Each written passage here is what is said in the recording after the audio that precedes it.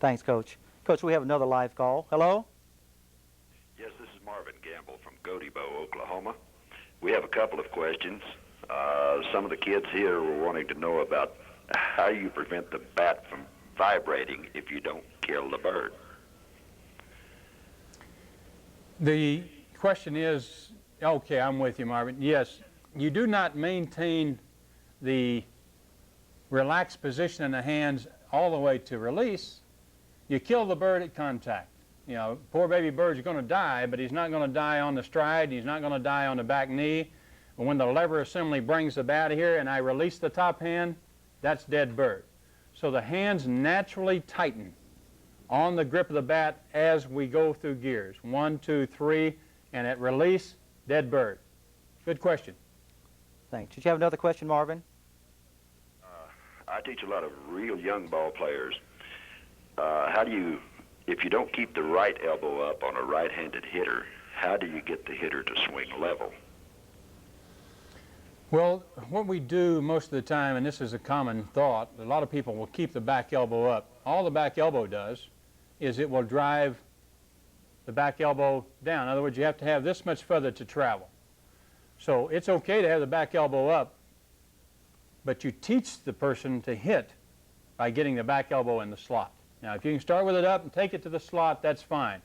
Little kids, like you're saying, are not very strong, and so they will feel weak when they're in the positions of the touch system.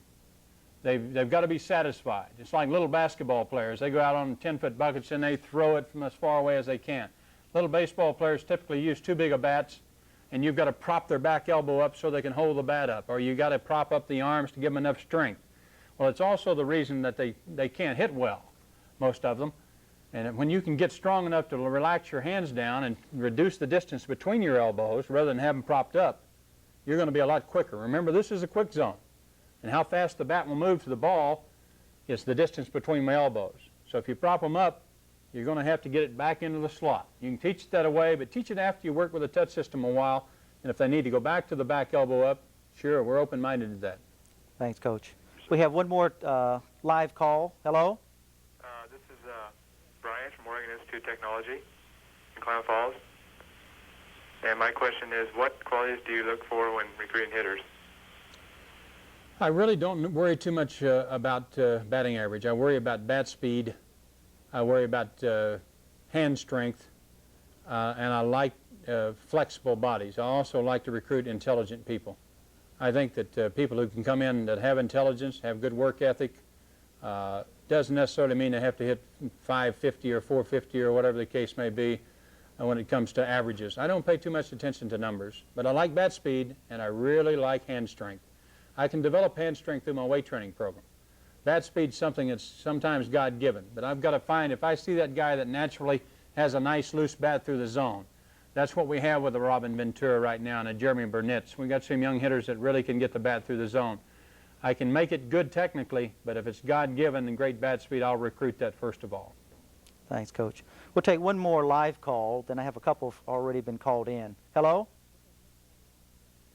Are you still with us? Hello? Yeah, this is Lance Dye from Camdenton, Missouri. And my question is, during the swing, is it better to keep your backhand on the bat, or is it better to release it? The backhand stays very relaxed early on. And as the earlier questioner asked, we're going to tighten it down as we get here. And after contact, you can do whatever you want to with the backhand.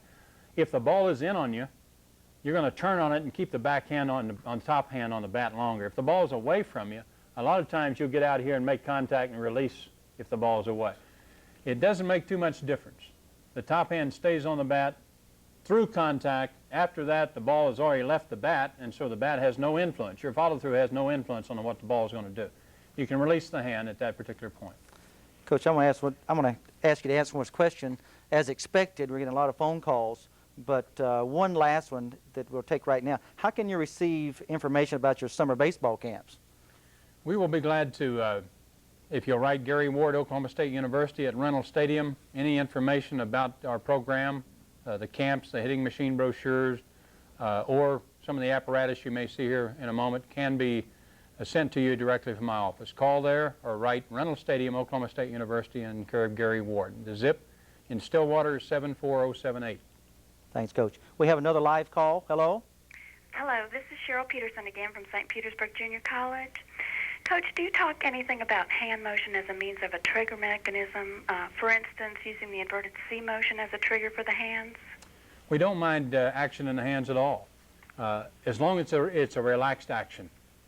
We have what we call rhythm hitches, or rhythm movements. Hitch is a bad word because it carries the connotation of something negative in hitting. But I like movement. I like the cat. I like the tail moving with the head perfectly still, waiting for its prey. I like a little hand movement. I don't like hitters to lock in. I like a little movement between the feet. I like a very loose athlete when he walks in. I want a relaxed, loose athlete. So I'll take it relative to what his needs are. But I don't want him to come in here and lock in. When you do that, the muscle becomes rigid and very slow to respond. Okay, we'll take one more question before we go to the next section. Cliff Bass at Agra High School called in, said, regarding lining up your knuckles, what's the best position that will allow maximum wrist snap? It's a good question. We don't want the muscles of the hands to be restricted, and we're worried about the distance between the elbows. And so I like the middle knuckles. These middle knuckles of both hands give me the greatest extension. If I want more power, then I have to wrap my hands and bring the knuckles in line. Now, it does that, it makes me a little wider between the elbows and makes me stronger. So for a good, short, quick stroke, unwrap those babies and bring the middle knuckles of each one. It'll let that bat get through the zone. Work on quickness first. If you have natural power, you can adjust the grip backwards. Get a little more lift. Thanks, Coach. That's all the questions we have right now. We'll come back for questions just before we close, but Coach is going to lead us into some more drills. We're going to move back over to our drill area and try to give you what we can with the remainder of time. The first thing I want you to understand very quickly, working off my tee, and I got my young man, Raj, come on in here. Roger Ward's son, sophomore in college. We're going to work on the inside area. Now, there are two terminologies I want to jump at you with regarding this. Set me up a couple of balls on the tee, Raj. This is an outstanding device. It's a catch net. Frank Osborne's sports company, Sports Age Company makes it. I think it's up in the Northwest. And I really have enjoyed using this in restricted areas. We're dealing with a studio here, for an example. But this is the inside part of the plate. And notice that the front of the plate here is maybe as full as 12 to 15 inches. And I think young hitters, as we line up on the plate, must understand to make contact with a ball in